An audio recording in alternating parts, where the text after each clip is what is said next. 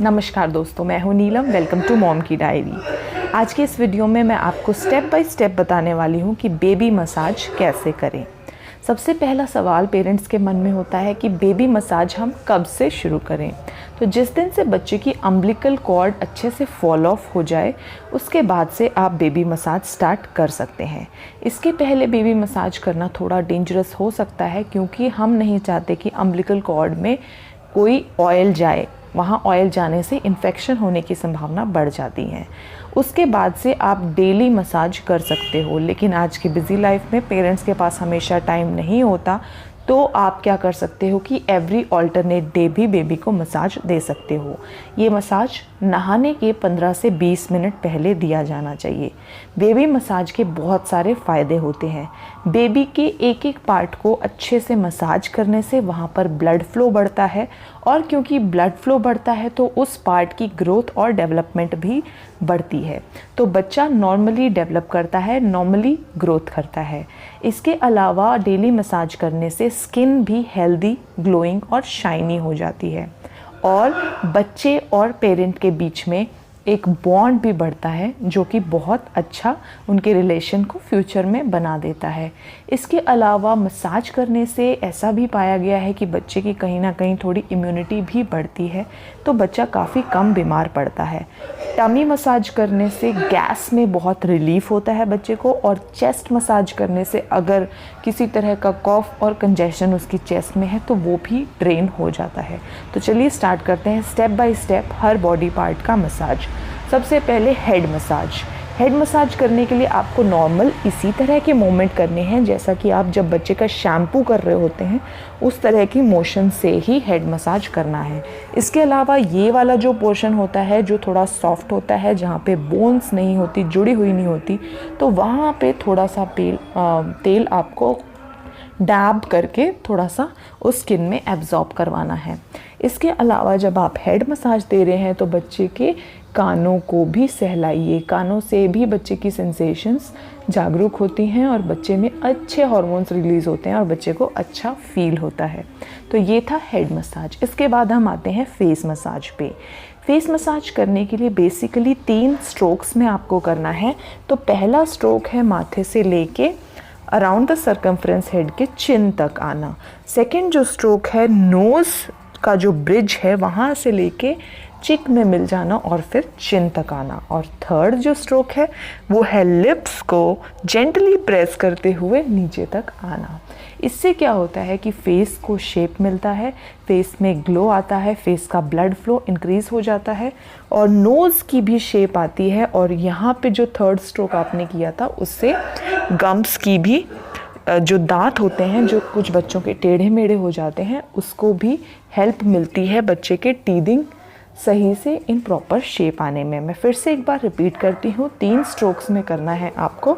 तो first stroke ये हो गया, सेकेंड स्ट्रोक ये हो गया एंड थर्ड स्ट्रोक ये हो गया। तो ऐसे आप फेस मसाज कर सकते हैं। इसके अलावा थोड़ा बहुत इस तरह से टिंकलिंग कर सकते हैं। तो ये था हेड फेस मसाज। इसके बाद अब हम आते हैं चेस्ट मसाज पे। चेस्ट मसाज बच्चे के लिए बहुत हेल्पफुल है। अगर बच्चे को लगातार खांसी ज़ुकाम रहता है तो चेस्ट मसाज करने से थोड़ा सा उसका डिकंजेशन भी होता है। अगर बलगम वगैरह कुछ अंदर जम गया है तो वो निकलने में भी मदद मिलती है। चेस्ट मसाज करने के 2 तरीके हैं। फर्स्ट है चेस्ट पे एक हार्ट शेप बनाना।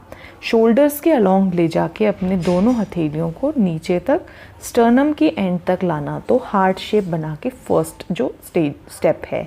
सेकेंड जो स्टेप है, आप दोनों अपने हैंड्स प्लेन रखिए, बिल्कुल सटा के चेस्ट से, और इस तरह से ऊपर नीचे करिए बच्चे की चेस्ट पर। तो ये 2 स्ट्रोक्स हैं चेस्ट मसाज के लिए। इसके अलावा एक और चीज़ आप कर सकते हैं कि जब बच्चे को आप उल्टा लिटाएंगे तो उसकी पीठ को आप थपथपा सकते हैं जिससे बलगम बाहर निकल जाता है। नेक्स्ट आते हैं हम हैंड मसाज पे और पैरों के मसाज पे। तो मैं पहले पैरों के बारे में बताती हूँ। पैरों और हैंड्स का जो मसाज है बिल्कुल सिमिलर है।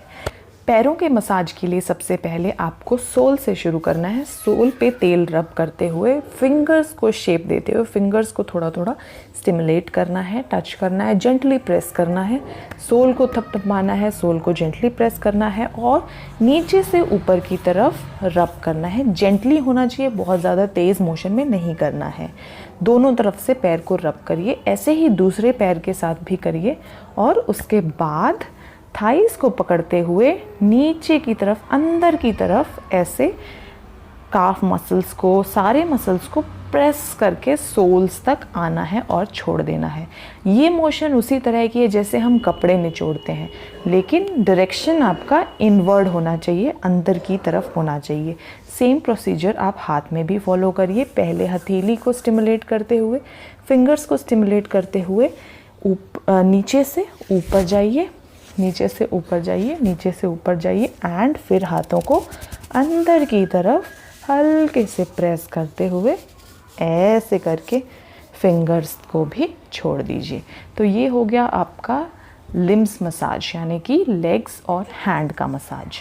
ये मसाज करने से बच्चे के जो डेवलपमेंटल माइलस्टोन्स हैं वो जल्दी मिलते हैं, यानी कि बच्चा बैठना जल्दी सीख जाता है, बच्चा घुटने चलना जल्दी सीख जाता है, वॉकिंग करना जल्दी सीख जाता है। तो बच्चे की बॉडी में एक इनर स्ट्रेंथ आती है, उसकी मसल्स काफ़ी स्ट्रॉन्ग हो जाती हैं।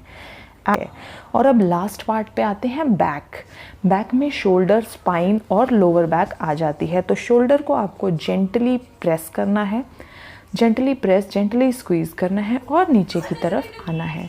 स्पाइन में आप थोड़ा थोड़ा दो फिंगर करके हर हड्डी को जेंटली प्रेस करके उसको स्टिमुलेशन दें। और बैक में आपको जस्ट टिंकलिंग करनी है, कुछ ज़्यादा कुछ करना नहीं है। टिंकलिंग करने से बच्चे को मज़ा भी आएगा और उसकी जो नर्व्स हैं, जो बैक में भी काफ़ी नर्व्स होती हैं, वो स्टिमुलेट होती हैं, अच्छे हार्मोन रिलीज़ करती हैं। ऑल टुगेदर पूरा मसाज अगर परफेक्टली हो तो बच्चा हैप्पी रहता है, हेल्दी रहता है, अच्छे इमोशंस उसमें जागरूक होते हैं और उसकी डेवलपमेंट बहुत अच्छी हो जाती है।